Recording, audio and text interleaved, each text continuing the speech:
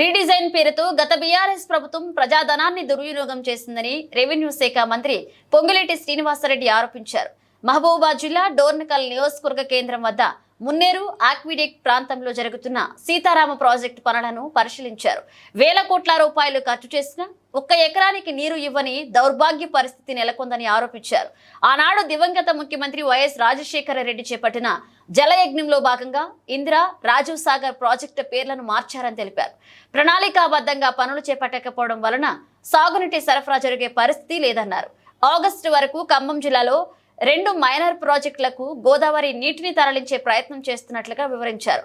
ముఖ్యమంత్రి రేవంత్ రెడ్డి రైతాంగానికి సకాలంలో సాగునీరివ్వాలనే లక్ష్యంతో పనులు వేగవంతం చేయాలని ఆదేశించినట్లుగా పేర్కొన్నారు. ఇందిరమ్మ రాజ్యంలో అన్ని వర్గాల అభ్యున్నతికి పెద్దపీట వేస్తామని హామీ ఇచ్చారు పొంగులేటి శ్రీనివాసరెడ్డి. సాగునీరు కోసం ఏదైతే గత ప్రభుత్వంలో సీతారామ ప్రాజెక్టు ద్వారా గోదావరి నీటిని ఈ ప్రాంతానికి తీసుకొచ్చే ఒక స్కీమ్ని గత ప్రభుత్వం చేపట్టింది. ఈ స్కీము రీడిజైన్ పేరుతో ఆనాడు కాంగ్రెస్ ముఖ్యమంత్రిగా దివంగత నేత రాజశేఖర రెడ్డి గారి టైంలో రాజీవ్ సాగర్, ఇందిరా సాగర్ పేరుతో జలయజ్ఞంలో భాగంగా ఏవైతే ఉమ్మడి ఆంధ్రప్రదేశ్లో చేపట్టిన ప్రాజెక్టులో భాగంగా ఏర్పాటు చేసిన ఆ స్కీములనే రీడిజైన్ అనే ఒక పేరు పెట్టి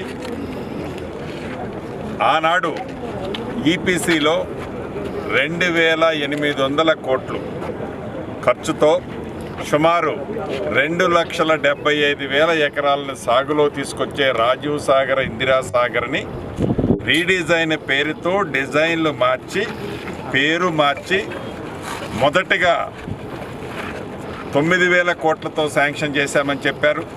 ఈ 9,000 కోట్లని ఈనాడు సుమారు 18,000 కోట్లతో ఈ ప్రాజెక్టుని గత ప్రభుత్వం చేపట్టి ఈ 18,000 కోట్లలో సుమారు 8,500 కోట్లు ఇప్పటికే ఖర్చు పెట్టారు.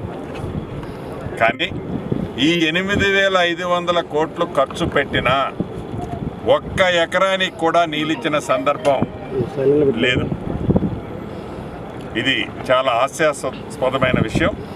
దీన్ని పేదోడు రాజ్యం రావాలి అని గడిచిన అసెంబ్లీ ఎన్నికల్లో యావత్ తెలంగాణ ప్రజల దీవెనలతో ఇందిరమ్మ రాజ్యం వచ్చిన తర్వాత యుద్ధ ప్రాతిపదిక మీద గౌరవ ముఖ్యమంత్రి రేవంత్ రెడ్డి గారి నాయకత్వంలో ఉత్తమ్ కుమార్ రెడ్డి గారు మంత్రి గారు సారథ్యంలో ఇరిగేషన్ ప్రాజెక్టులలో ముఖ్యంగా ఉమ్మడి ఖమ్మం జిల్లా, పాత వరంగల్ జిల్లాలోని కొంత ప్రాంతానికి నీరిచ్చే దాంట్లో భాగమైన ఈ ప్రాజెక్టుని ఈనాడు పూర్తి చేసే దిశలో కార్యక్రమాన్ని చేపట్టడం జరిగింది. దాంట్లో భాగంగానే 15 రోజుల క్రితం హెడ్ వర్క్స్ని, ఫస్ట్ లిఫ్ట్ని, థర్డ్ లిఫ్ట్ని పరిశీలించాం. గౌరవ ఇరిగేషన్ శాఖ మంత్రి గారు, డిప్యూటీ సీఎం గారు, మిగతా మంత్రులమంతా మేము మొదటి లిఫ్ట్లో వెట్ రన్ను కూడా 4 రోజుల క్రితం ట్రయల్ వేయటం జరిగింది. అంటే ఎడ్రిచ్లో కంప్లీట్ అయినా కూడా థైలాండ్ అయిన పాలేరు దాకా నీళ్లు రావాలి అంటే మధ్యలో కొన్ని ప్రాంతాలలో ఇప్పటికీ టెండర్లే ఫైనల్ చేయాలి. మెయిన్ కెనాల్ దాన్ని కూడా ఈ ఇందిరమ్మ రాజ్యంలో ఆ గ్యాపులను కూడా టెండర్ల ప్రాసెస్ని యుద్ధ ప్రాతిపదిక మీద చేపడుతున్నాం. ఈ రాబోయే ఆగస్టు 15వ తారీఖు నాడు ఏదైతే నాగార్జున సాగర్ ఆయకట్టులో సుమారు 1,55,000 ఎకరాలని